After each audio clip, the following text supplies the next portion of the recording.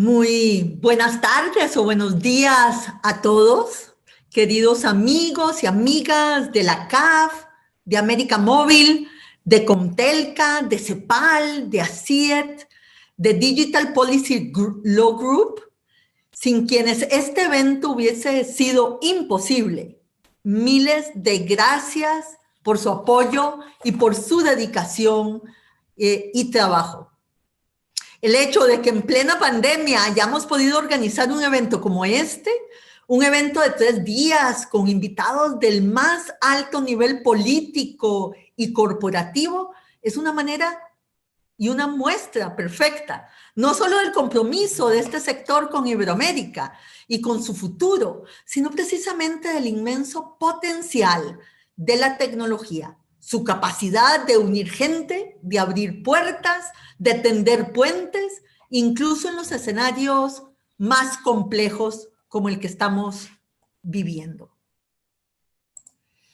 Quiero agradecer la participación de todos los panelistas y expositores y agradecer la presencia, aunque sea virtual, de todos los que nos escuchan. Es un honor y un placer contar con todos ustedes. Sé que no hablo solo por la CEGI, por la Secretaría General Iberoamericana, a quien represento, sino para todos aquellos para quienes la agenda digital, tanto cultural como social y de infraestructuras, es un tema de primer orden. Hablo también por las demás instituciones que coorganizan con nosotros este evento y cuyo trabajo en esta agenda ha sido fundamental desde la primera hora. Estamos muy contentos de tener una audiencia tan concurrida y tan diversa, con participantes del empresariado, del sector público, de la ciudadanía, de las organizaciones sociales. Esto muestra que la agenda digital es una agenda de todos, en lo que todos tenemos que aprender y en la que todos tenemos algo que aportar. Me han pedido que esboce brevemente un análisis global del impacto que la pandemia y el COVID-19 está teniendo en nuestra región y de sus efectos sobre la agenda de transformación digital. Hay que reconocer de entrada que nos encontramos en un terreno desconocido. El que tenga claro qué es lo que va a pasar, cuál es el mundo que va a emerger, me parece que no está en lo cierto. Hay mucha incertidumbre y todavía hay muchos interrogantes. Lo que sí es cierto es que aquello que nos decían de que cuando creímos tener todas las respuestas, nos cambiaron todas las preguntas, es el mundo en que vivimos hoy en día. Hay una gran incertidumbre que rodea esta encrucijada en la que nos encontramos. Pensemos en el 1 de enero del 2021. Ese día, de acuerdo con las proyecciones de todos los organismos internacionales, los centros académicos y de pensamiento, un ciudadano iberoamericano se levantará, se despertará el 1 de enero del 2021 en una economía casi un 10% más pequeña que la del año anterior. Y como resultado, casi 45 millones de personas de la región latinoamericana habrán caído por debajo de la línea de pobreza. Y de esos 45 millones de personas que volverán a la pobreza, 26 millones caerán en pobreza extrema, que en América Latina, pobreza extrema significa hambre. Esto significa que por primera vez desde el 2010, el habitante promedio en América Latina será pobre y no de clase media. Además, dependiendo de cómo nos vaya en este segundo semestre, ya que el primero, de acuerdo a las cifras de la Organización Mundial del Trabajo, perdimos 15 millones de puestos de trabajo, nuestros ciudadanos verán y sufrirán también un aumento dramático del desempleo.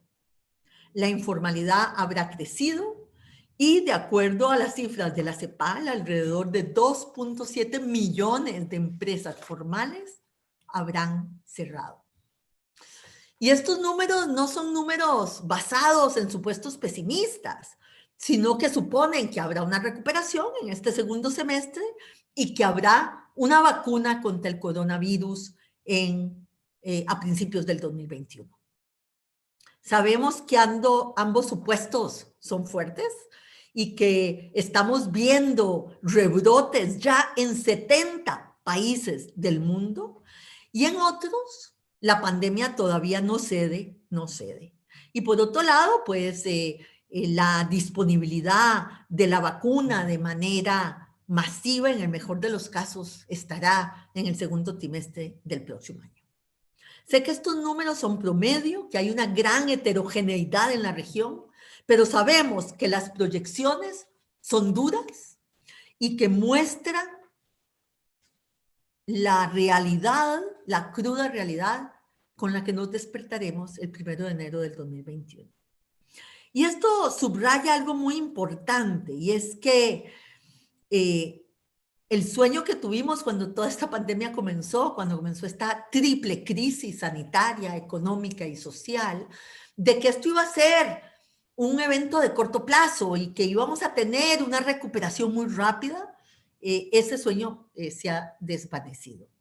Como temíamos, Iberoamérica puede sufrir una histéresis, o sea que los problemas de corto plazo se convertirán en problemas de largo plazo. De hecho, la recuperación que supone el Fondo Monetario Internacional para el año 2021 es solo una fracción, una tercera parte de lo que vamos a haber perdido en el año 2020.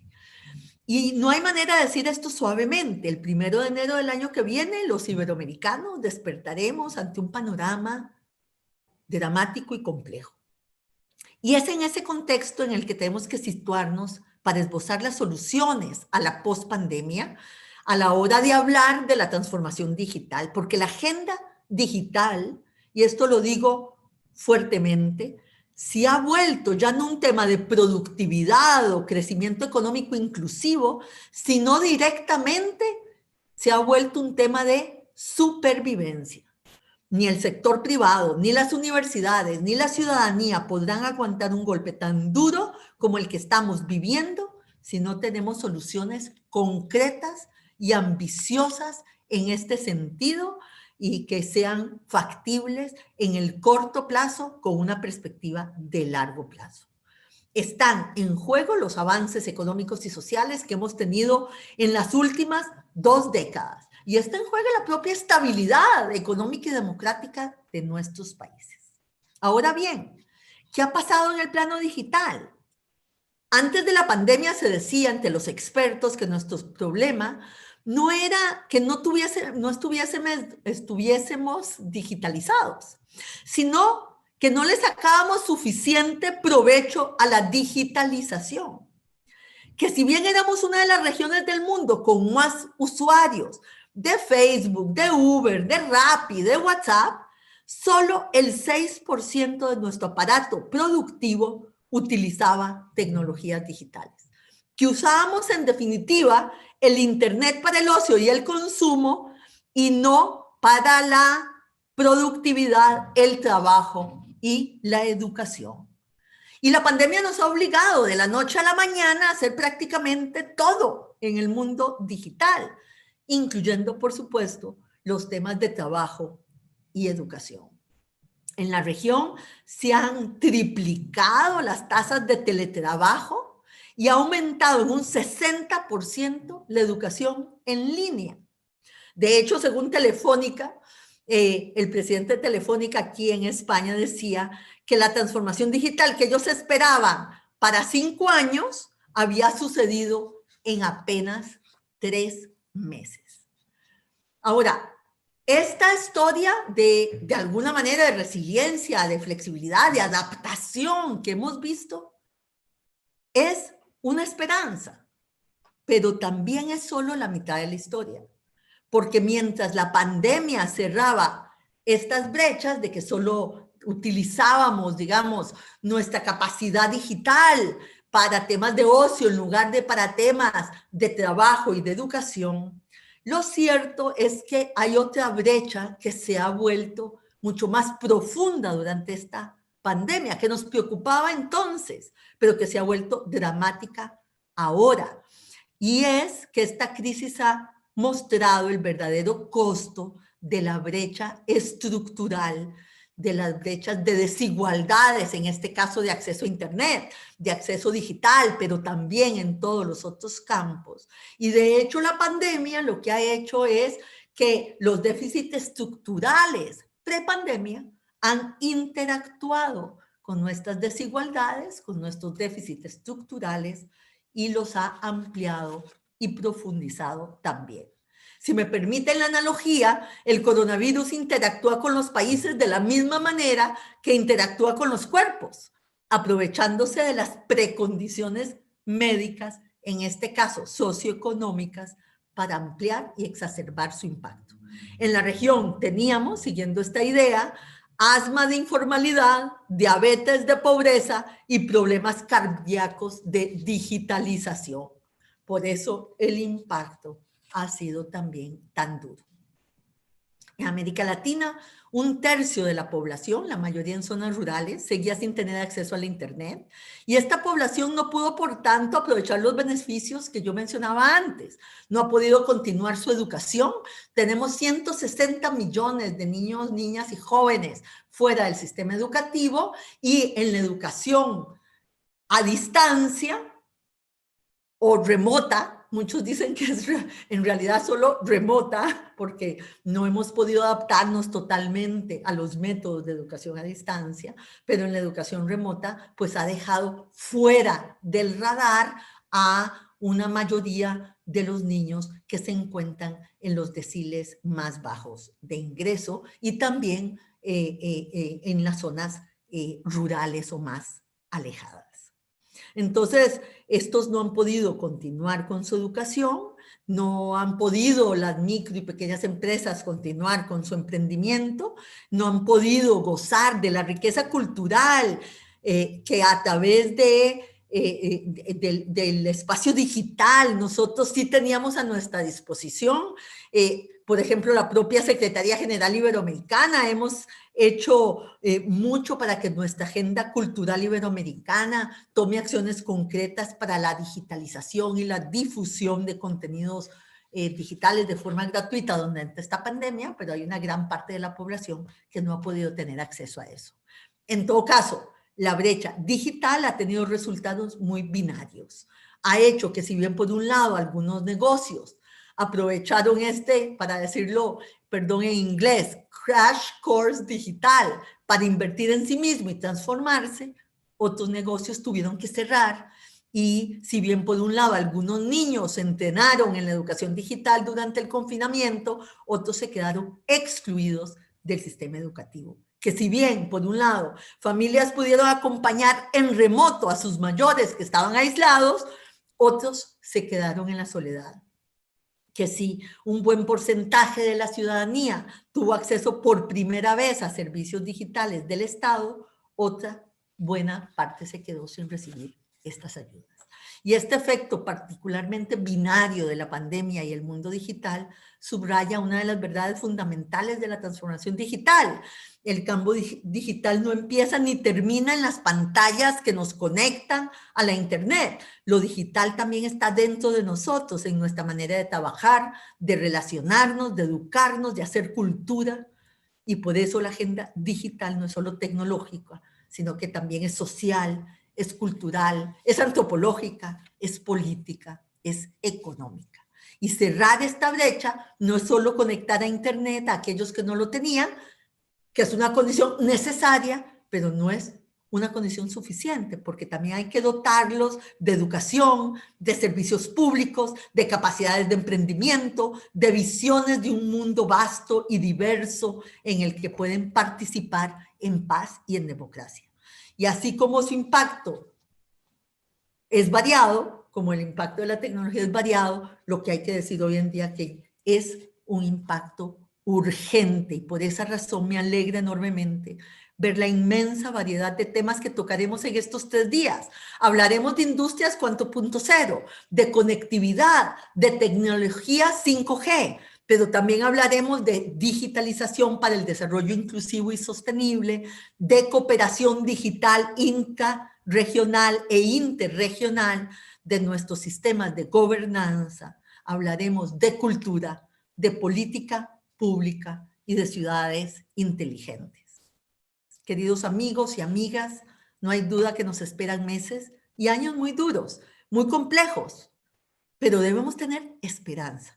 Y debemos tenerla porque tenemos razones para tenerla, porque tenemos una población joven, ilusionada, tenemos el cohorte de jóvenes más grande que hemos tenido en nuestra historia entre los 15 y los 29 años. Y también son los jóvenes más educados que hayamos tenido nunca, con ganas de mundo, de futuro, de trabajo, porque no podemos olvidar lo mucho que hemos avanzado en la inclusión digital en estas décadas y las muchas promesas de crecimiento que contienen. Así que permítanme terminar con una reflexión, y es que la esperanza no se nutre principalmente de optimismo, sino de activismo. Hay que ponerse a trabajar juntos como sociedad, haciendo política con P grande. Yo realmente creo que en esta pandemia ha habido por parte de la ciudadanía una revalorización de lo público. Se ha puesto de manifiesto la importancia de los sistemas de salud pública, la necesidad de contar con instituciones estatales que tengan capacidad para responder a momentos tan complejos como esto. Pero también se ha puesto de manifiesto que sin ciudadanos, con una conducta responsable, no hay salida.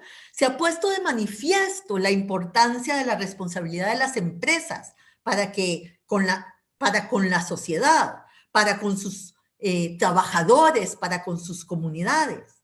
Nunca antes habíamos dependido tanto de la calidad de los liderazgos, tanto en el gobierno, como en el sistema político, como en la ciudadanía, como en los liderazgos empresariales. Sería un error pensar que lo público es solo lo estatal.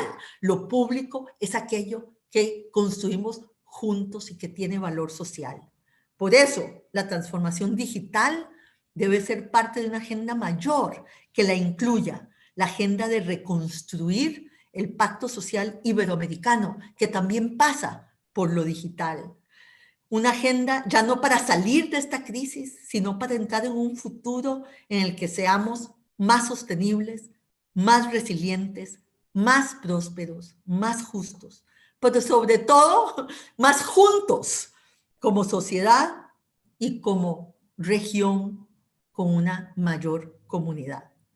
Muchas gracias y les deseo unos días muy fructíferos de trabajo todos juntos.